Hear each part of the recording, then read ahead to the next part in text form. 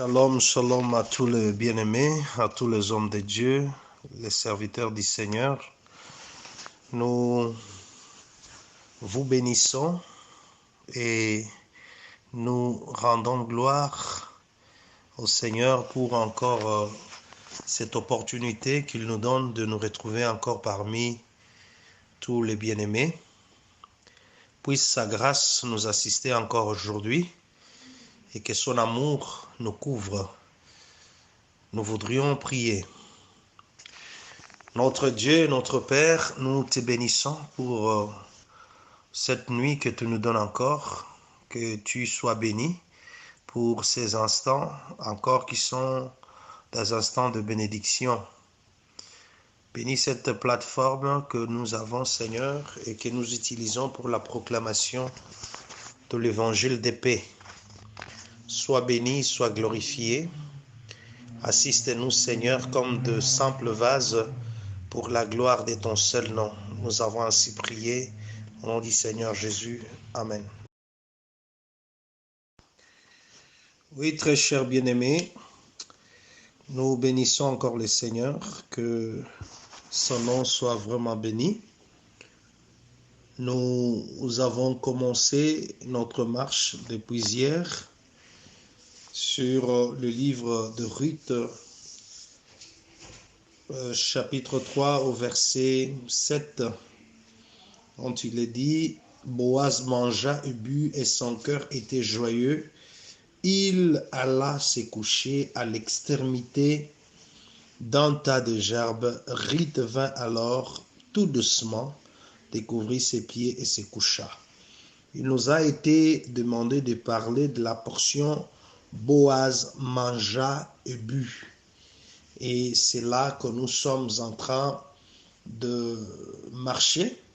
Et béni soit le Seigneur pour la réceptivité et aussi l'ouverture que vous nous faites de nous écouter en tant que de serviteurs inutiles.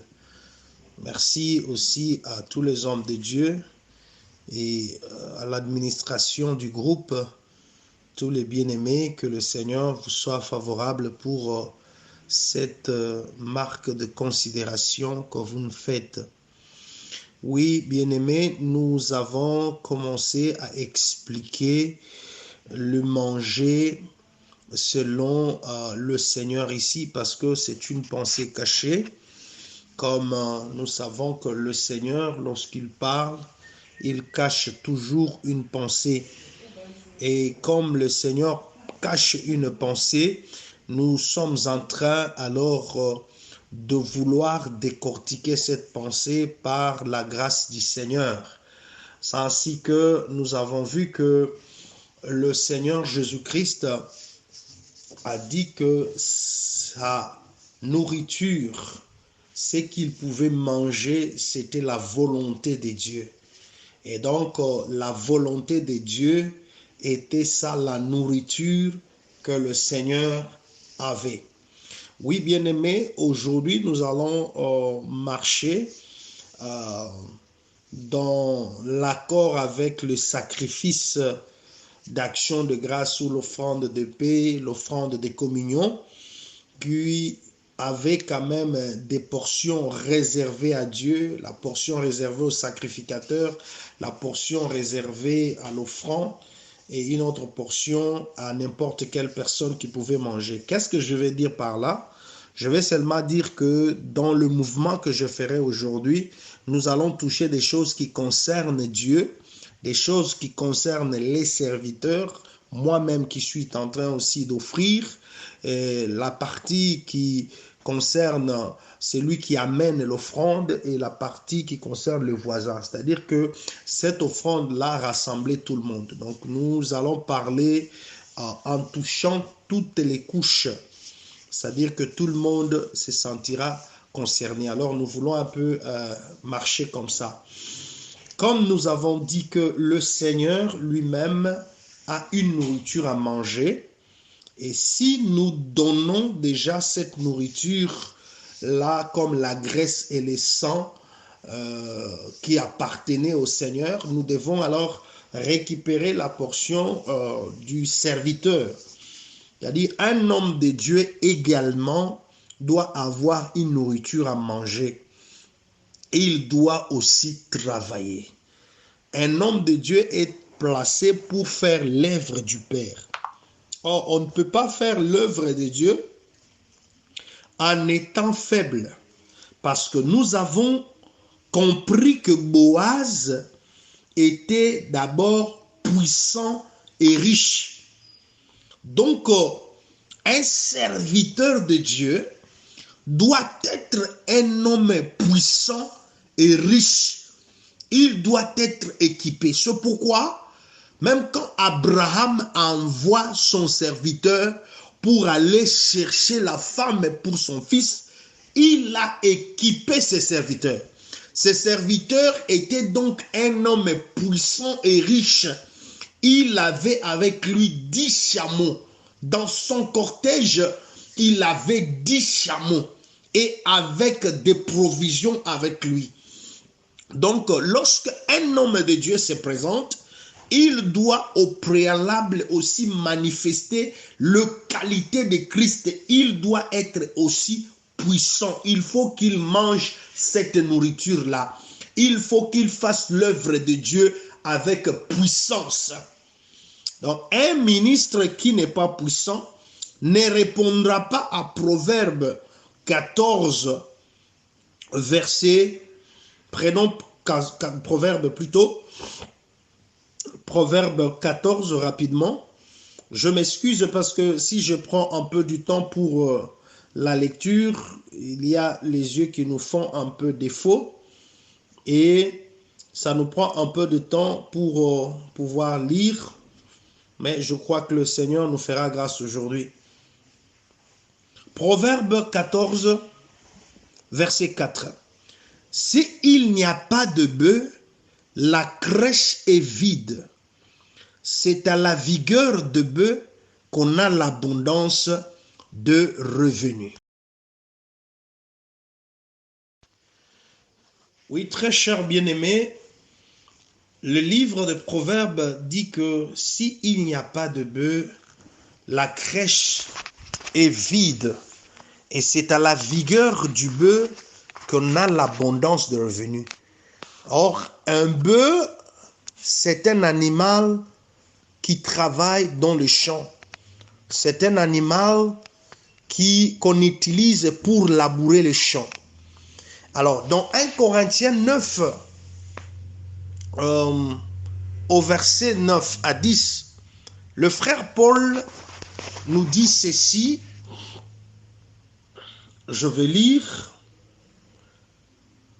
Car il est écrit dans la loi de Moïse, tu ne muselleras point le bœuf quand il foule le grain.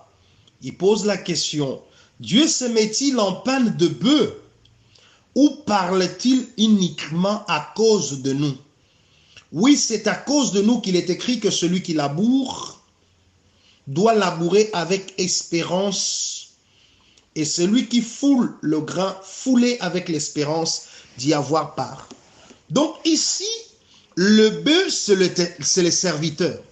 C'est celui qui est en train de travailler. Alors l'on dit que tu ne vas pas museler ce bœuf-là. Mais Paul pose la question de savoir, Dieu se met-il en peine de bœuf? Il répond lui-même, il dit non, c'est à cause de nous qu'il est écrit ainsi, que celui qui laboure. Donc, le bœuf représente un ministre de Dieu. Alors, nous pouvons alors comprendre très bien la pensée maintenant de Proverbe 14, verset 4, qui nous dit que s'il n'y a pas de bœuf, la crèche est vide. Et que c'est à la vigueur de bœuf qu'on a l'abondance de revenus. Donc, on ne peut pas parler de la provision s'il n'y a pas un bœuf. Donc, le bœuf, c'est le ministre. On ne peut pas parler de l'abondance s'il n'y a pas de bœuf. Et s'il n'y a pas un ministre, il n'y a pas aussi d'église. C'est avec le ministre que le Seigneur fait le travail pour labourer le champ. Et ce bœuf-là doit être vigoureux. Il est écrit, c'est à la vigueur du bœuf. C'est là que nous rejoignons maintenant la puissance. C'est là que nous faisons notre jonction avec la puissance. Le Seigneur n'a pas besoin de bœufs faibles. Le Seigneur a besoin de bœufs vigoureux, des bœufs puissants, capables de labourer le champ. Et bien aimé, ici, je voudrais être un peu précis et que le champ ne prend que la forme que lui donne le bœuf. C'est ainsi qu'un serviteur puissant, vous trouverez dans l'Église la puissance et la force. Parce que l'on ne donne que ce que l'on a. C'est pourquoi le frère Pierre et Jean,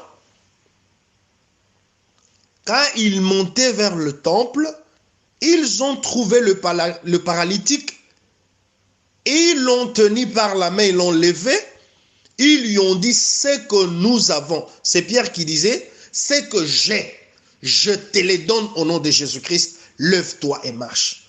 C'est que l'on donne que ce que l'on a. Lorsque vous avez un bœuf faible, il n'y aura pas un bon rendement. C'est ainsi que, bien aimés, nous devons comprendre que nous ne devons pas être de bœufs faibles et fainéants.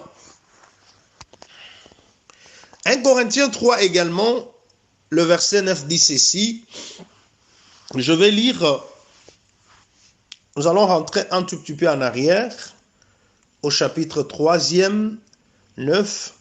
Il parle de l'Église, il dit, car nous sommes ouvriers avec Dieu, vous êtes les champs de Dieu, l'édifice de Dieu.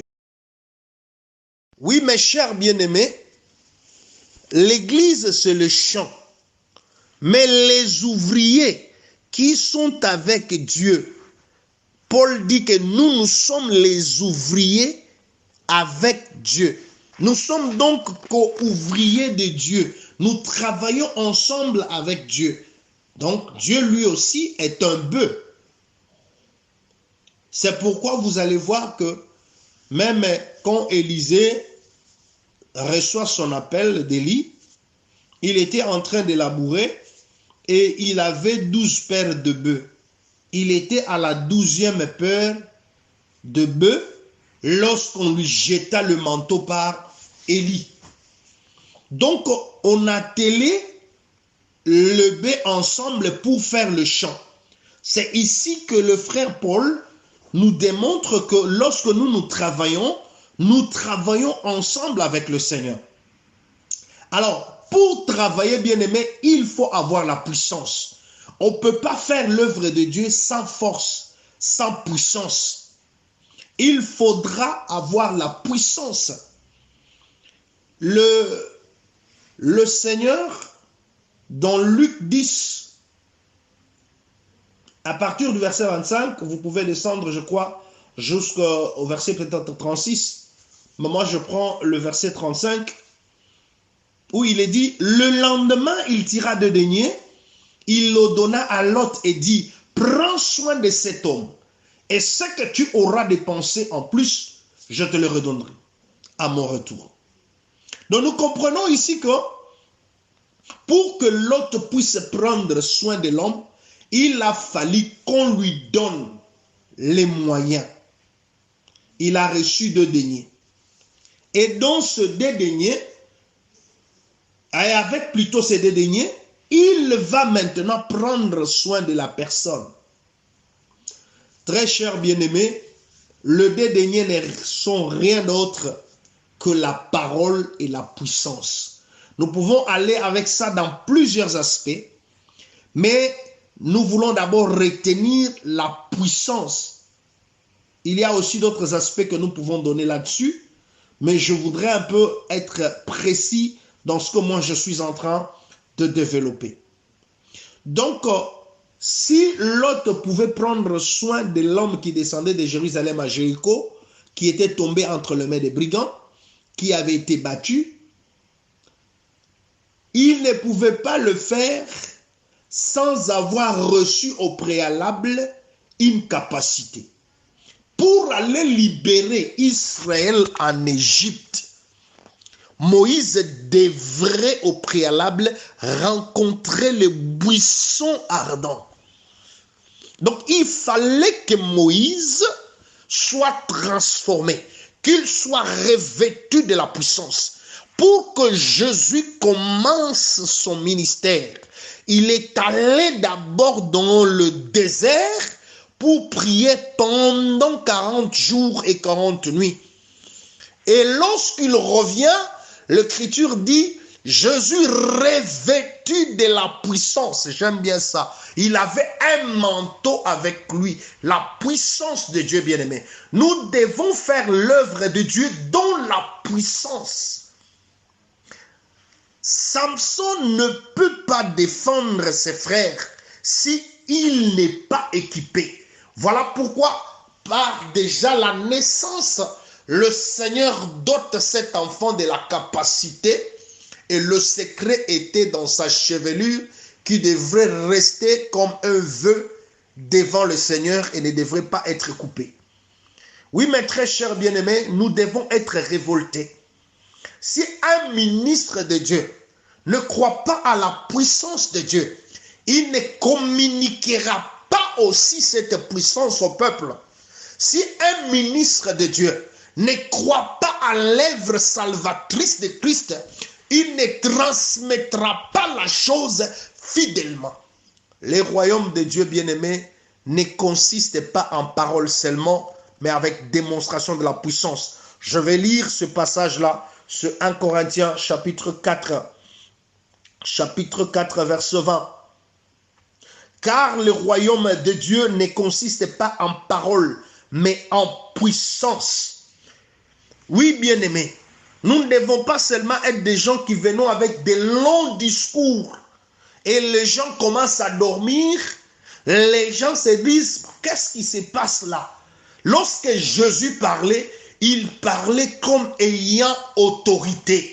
Nous devons sentir l'autorité dans la parole. Nous devons sentir la puissance dans la parole. Même si c'est dans la révélation, nous devons sentir la vigueur de Dieu.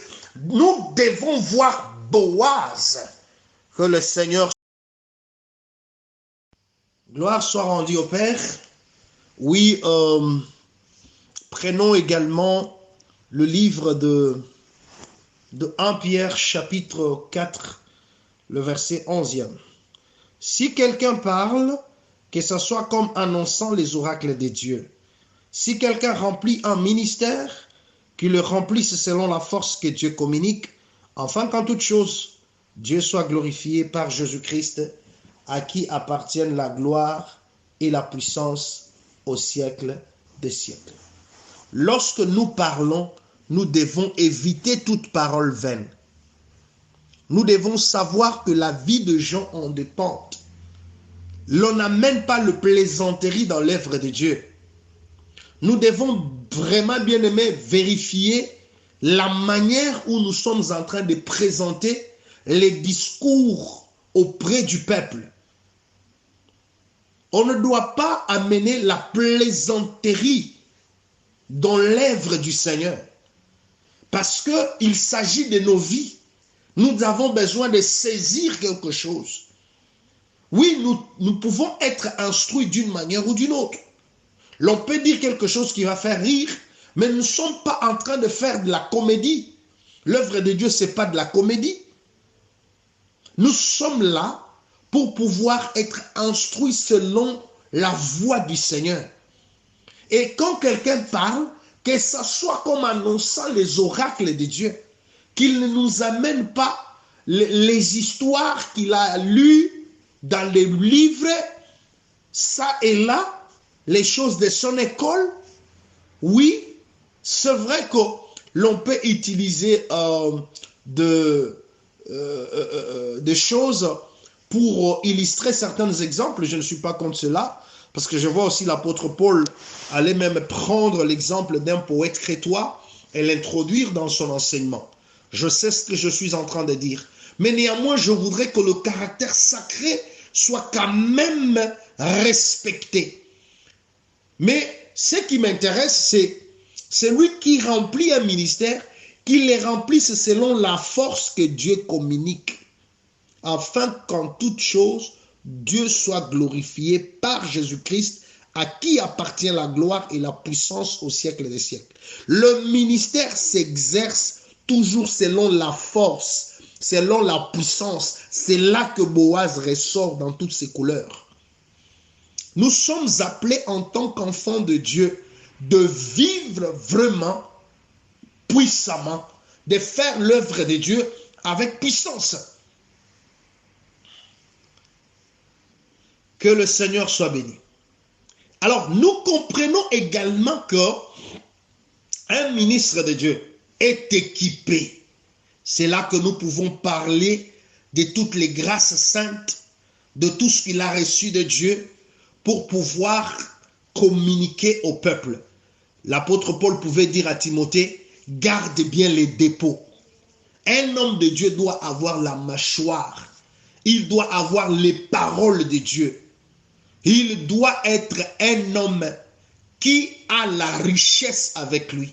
Lorsque vous le rencontrez, vous rencontrez un homme avec un dépôt. C'est comme Timothée, il pouvait être content d'avoir rencontré le frère Paul. Il avait rencontré un homme riche. Et cette richesse dont nous parlons, c'est une richesse spirituelle premièrement. Donc, il ne s'agit pas des biens de la terre, il ne s'agit pas de voitures. Je parle ici d'abord de ce que nous avons reçu de Dieu comme richesse. Parce que rappelez-vous que Adam était riche. La richesse, c'était quoi? C'était l'Esprit de Dieu, la gloire de Dieu qui enveloppait Adam. Quand Adam a perdu la gloire, Adam est devenu pauvre. Donc la pauvreté, c'est le péché.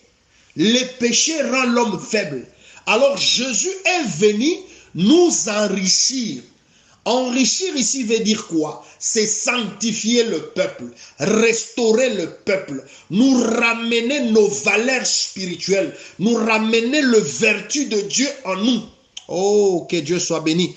Je vois un passage qui me vient encore là. Nous allons les lire rapidement dans les livres de 2 Pierre. 2 Pierre, le chapitre 1er. J'aime bien ces passages. Souvent quand je prêche sur la puissance comme ça, j'ai toujours ces passages qui me viennent au 2 Pierre chapitre 1, le verset 3. Comme sa divine puissance nous a donné tout ce qui contribue à la vie et à la piété au moyen de la connaissance de celui qui nous a appelés par sa propre gloire et par sa vertu, lesquels nous assurent de sa part le plus grande et le plus précieuse promesse, afin que par elle, vous deveniez participants de la nature divine, enfouillant la corruption qui existe dans le monde par la convoitise. J'aime bien ça. Donc la divine puissance de Dieu nous a donné tout ce qui contribue à la vie et la piété. Voilà la richesse, mes bien-aimés. La richesse est premièrement spirituelle, interne. Voilà pourquoi le frère Jean, en écrivant à son bien-aimé Gaius, il dit « Je souhaite que tu prospères à tous égards, comme prospère le temps de ton âme. » Il a commencé par l'état d'âme, que nous soyons riches. Un ministre de Dieu, un enfant de Dieu doit être riche, riche en bonnes œuvres.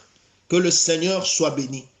Donc, si nous devons d'abord parler de la richesse, comment Dieu nous a comblés de ces grâces-là sont d'abord des choses spirituelles.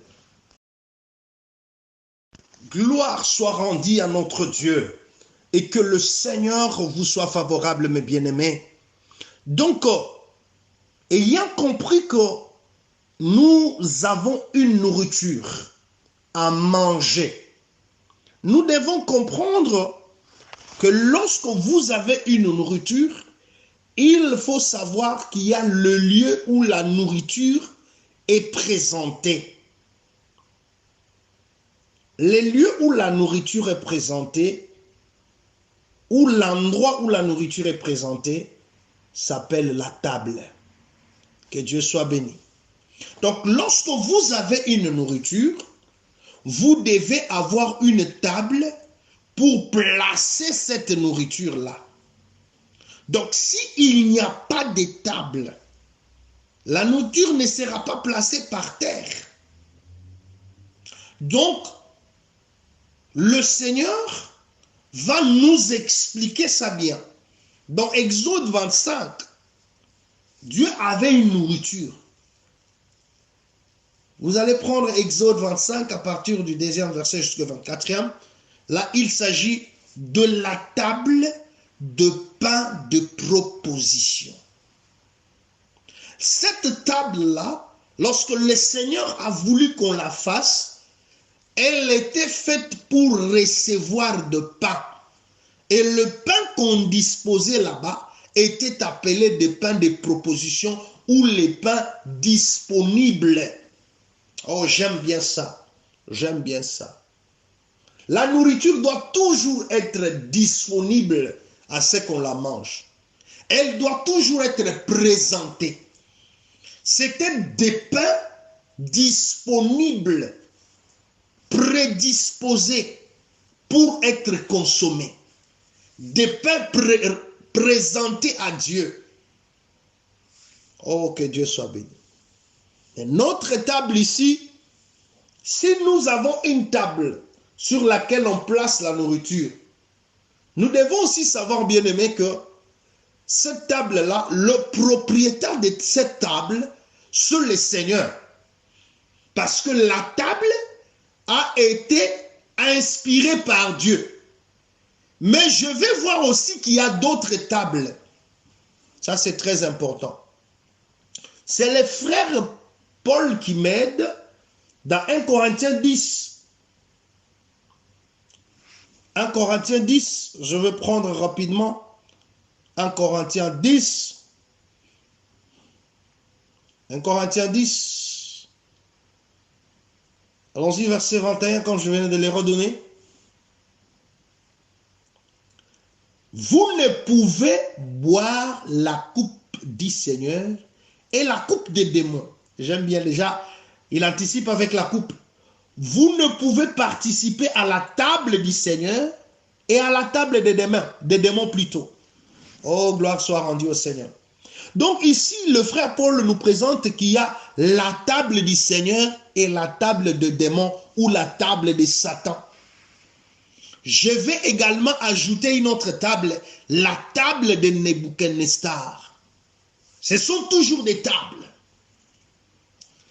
Alors, sur la table de Dieu, il y a des pains, et ce pain-là sont des pains éclairés. Donc, la nourriture que nous mangeons, c'est une nourriture éclairée, une nourriture saine. On ne peut pas manger le pain dans l'obscurité. On ne peut pas vivre l'enseignement dans le péché. Notre pain que nous mangeons, c'est un pain éclairé. Tout ce qu'on fait dans le noir, ce sont les tables des démons. C'est aux tables des démons qu'on fait des choses en catimini. Oui, très cher bien-aimé. Donc, la nourriture doit être présentée sur la table. Avant que je continue avec les aspects, je vais seulement d'abord démontrer ici qu'il faut qu'il y ait un lieu où l'on place la nourriture. La table qui reçoit la nourriture. Dans le cas de la table de pain de proposition, le Seigneur avait dit que tu mettras un bord tout autour de la table. Pourquoi les bords étaient autour de la table? C'est pour empêcher le pain de glisser, de tomber. Les bordures étaient les garde-fous de pain. Les pains étaient encadrés. C'est comme ça que même le Seigneur dira, lorsque tu vas faire une maison en étage, tu prendras soin de mettre une balustrade, de peur que quelqu'un montant en hauteur ne puisse tomber. C'était un garde-fou. Alors ces garde-fous, c'est quoi? Ce n'est rien d'autre que la doctrine. C'est celui-là qui nous permet de ne pas aller loin et de tomber. C'est pourquoi, bien-aimé, l'enseignement qui n'est pas borné, l'enseignement qui n'est pas clôturé, c'est tout un enseignement qui est à la merci de tous les prédateurs. C'est pourquoi le Seigneur, lorsqu'il va aussi s'aimer sa vigne, il va prendre soin de mettre une clôture tout autour de sa vigne. La clôture, c'est quoi? C'est la doctrine. La vigne du Seigneur, c'était Israël, et la clôture, c'était la loi de Moïse. Donc aujourd'hui, bien-aimés, toutes les révélations que nous avons, tous les enseignements que nous avons doivent être bien bornés. Nous devons savoir que nous ne pouvons pas aller au-delà de ce qui est écrit. Quelqu'un ne peut pas venir avec sa révélation là, il danse, il gibile. Non, il faut qu'il sache qu'il y a une clôture, il y a une bordure tout autour de notre table. Notre table n'est pas comme la table des démons. Notre table est clôturée, elle est bornée. Que le Seigneur vous bénisse.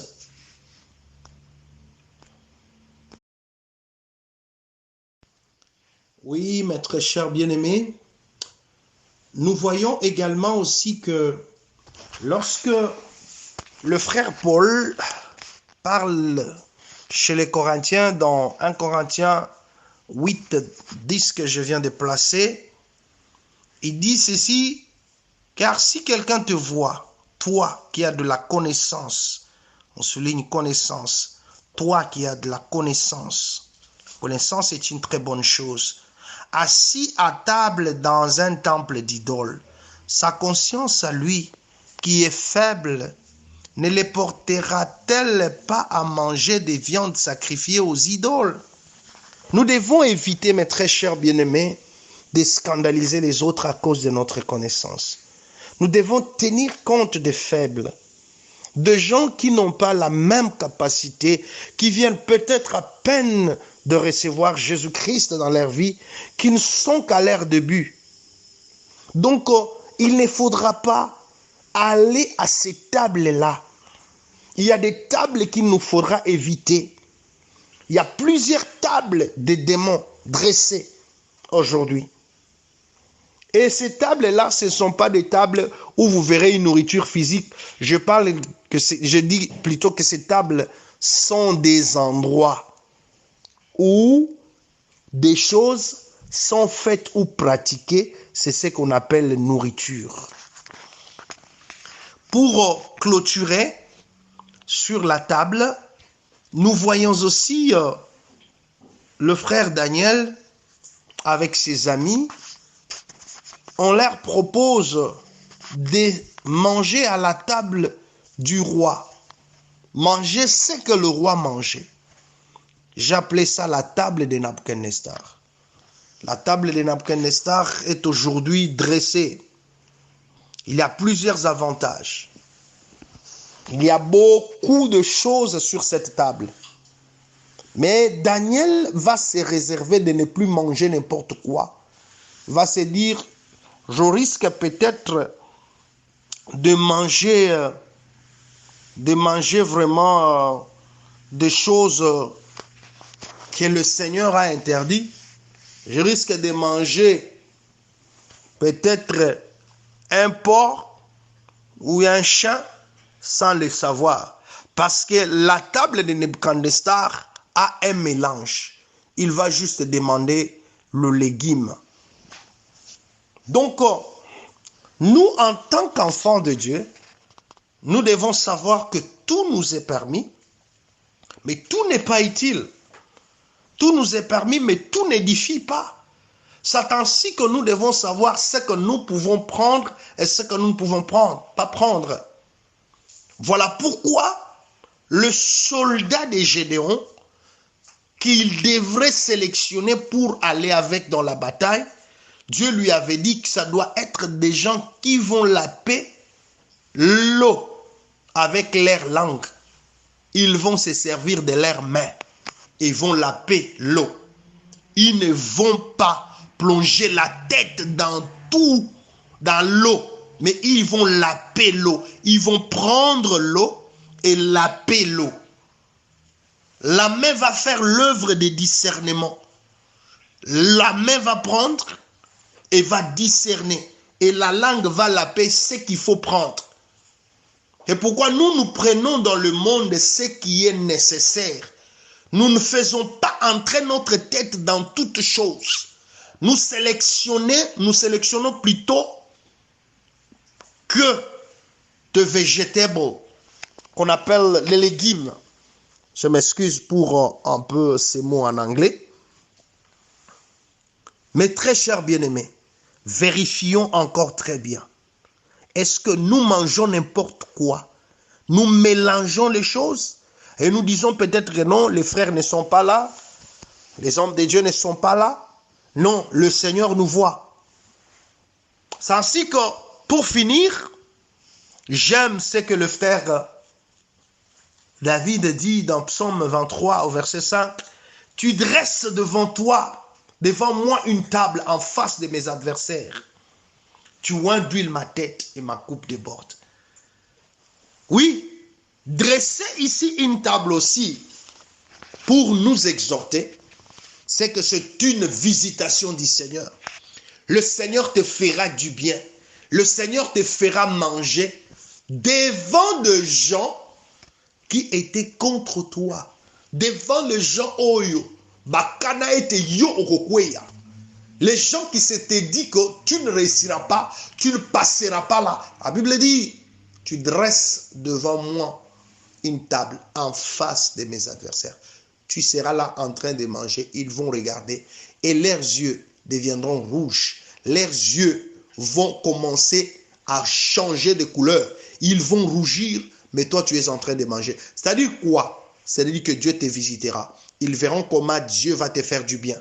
Je sais que Dieu est sur le point de te faire du bien. Je m'excuse pour tous ces longs audios. Puisse le Seigneur vous bénir. Je dois continuer avec la portion de boire. Ça me prend déjà du temps. Je demande d'abord à notre administrateur si je dois avancer. Oui, mes très chers bien-aimés, nous voulons aborder maintenant la seconde partie sur boire. Je vais prendre Genèse 40. Nous allons aller rapidement, Genèse 40, parce que nous avons déjà pris assez de temps. Merci vraiment de nous supporter et merci pour l'intérêt que vous portez à l'évangile, à la parole du Seigneur. Genèse chapitre 40 nous dit ceci. Il s'agit de les chansons et du panetier qui s'était retrouvé dans la prison avec Joseph. Je lis le verset 21. Il rétablit le chef des échassons dans sa charge des chansons pour qu'il mît la coupe dans la main des pharaons. Je bénis le Seigneur pour cela. Donc, la coupe, c'est le récipient qui sert à ce que nous puissions boire. Tout comme je venais de parler de la table, qui est celui qui transporte la nourriture, qui porte la nourriture. La coupe également, c'est le contenant du vin. C'est celui qui contient le vin. C'est celui qui porte le vin. Donc, quand on voit un échasson, c'est celui qui présente les vins au roi. C'est ça les chansons. Donc alors, nous allons d'abord développer le vin ici. Nous allons comprendre qu'est-ce que l'Écriture nous parle au sujet du vin. Oui, très cher bien-aimé, merci. Nous prenons Juge 9, 13. Juge 9, 13.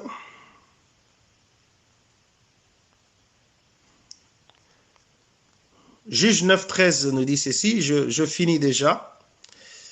Souffrez avec moi parce qu'il s'est fait déjà tard, même de ce côté. Mais la vigne leur répondit, renoncerai-je à mon vin qui réjouit Dieu et les hommes pour aller planer sur les arbres. Psaume 104, verset 15. On brasse le verset et une fois pour toutes, on va commencer